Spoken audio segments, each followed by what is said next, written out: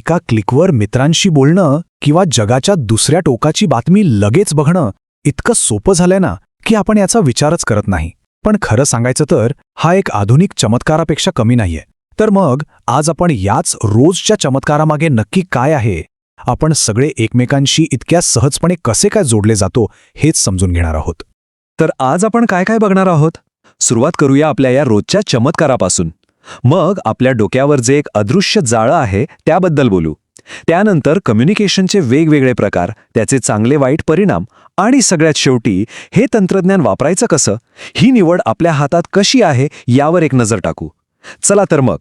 जरा विचार करून बघा, आपण सगळेच हे रोज अनुभवतो नाही का?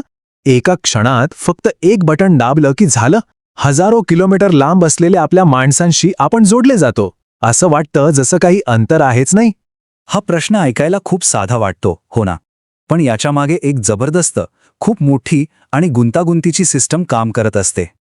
मग ही सिस्टम नक्की आहे तरी काय, आणि ती चालते तरी कशी? म्हणजे बघा, आपण जेव्हा मोबाईलवर बोलतो तेव्हा तो फक्त एक फोन कॉल नसतो.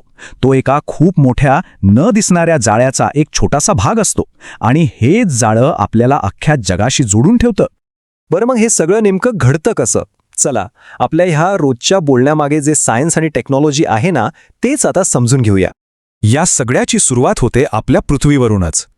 एक मोठं शक्तिशाली रॉकेट आतमध्ये खूप महत्त्वाचं तंत्रज्ञान घेऊन आकाशाकडे झेप घेतं. आणि हे तंत्रज्ञान म्हणजे काय, तर हे आहेत कृत्रिम उपग्रह. यांना पृथ्वीभोवती एका ठरलेल्या कक्षेत म्हणजे ऑर्बिटमध्ये फिरत ठेवलं जातं. तुम्हाला माहितीये, आत्ता याच क्षणी आपल्या डोक्यावरून असे हजारो उपग्रह फिरतायत. हे सॅटेलाइट्स म्हणजे आपल्या डोक्यावरच्या या न दिसणाऱ्या जाळ्याचा जणू कणाच आहेत, सगळं काही एकत्र धरून ठेवणारे. मग कृत्रिम उपग्रह म्हणजे नक्की काय?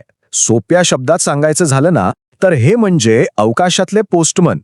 त्यांचं काम काय, तर पृथ्वीवरून सिग्नल घ्यायचे आणि ते परत पृथ्वीवर एका मोठ्या एरियामध्ये पोचवायचे.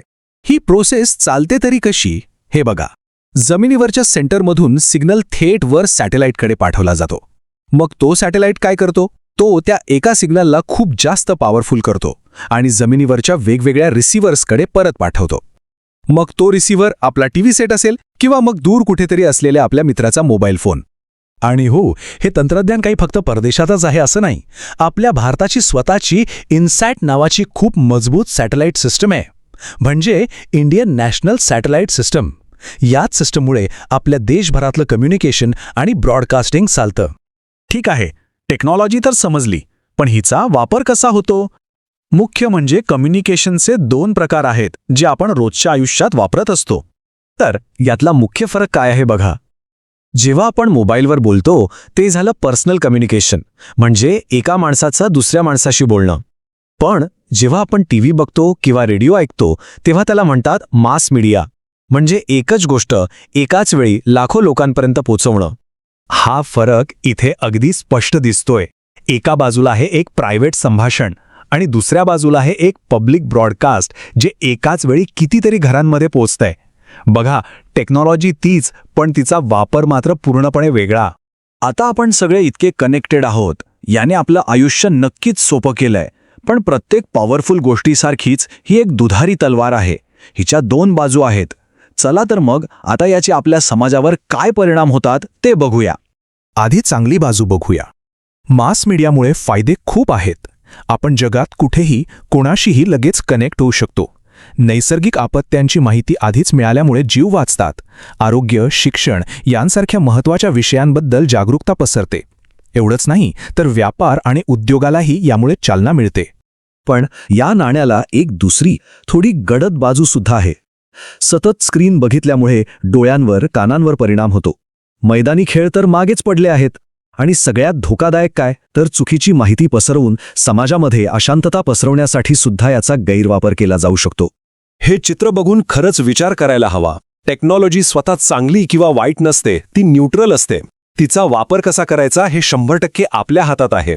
आपण तिचा उपयोग माहिती मिळवण्यासाठी करतोय की फक्त आपला वेळ वाया घालवतोय, हा प्रश्न स्वतःला विचारणं खरंच खूप महत्त्वाचं आहे. तर आता आपण जवळजवळ शेवटच्या टप्प्यात आलो आहोत. आपण टेक्नॉलॉजी बघितली, तिचे उपयोग बघितले आणि तिचे चांगले वाईट परिणामही पाहिले. आता येतो सगळ्यात महत्त्वाचा प्रश्न. हे एक वाक्य बघा, यात सगळं काही आलंय. माहितीची देवाणघेवाण करणं म्हणजे कम्युनिकेशन ही आपली एक मूलभूत गरज आहे आणि टेक्नॉलॉजीने ह्याच गरजेला एक प्रचंड मोठी ताकद दिली आहे, जिला आपण मास मीडिया म्हणतो. या टेक्नॉलॉजीमुळे माहिती तयार करण्याची, मिळवण्याची आणि पसरवण्याची एक अशी शक्ती आपल्या हातात आली आहे जी पूर्वी कधीच नव्हती. त्यामुळे आता खरा प्रश्न हा उरतो की एक समाज म्हणून आणि एक व्यक्ती म्हणून आपण या शक्तीचा वापर शहाणपणाने कसा करणार आहोत, हा विचार प्रत्येकाने करायला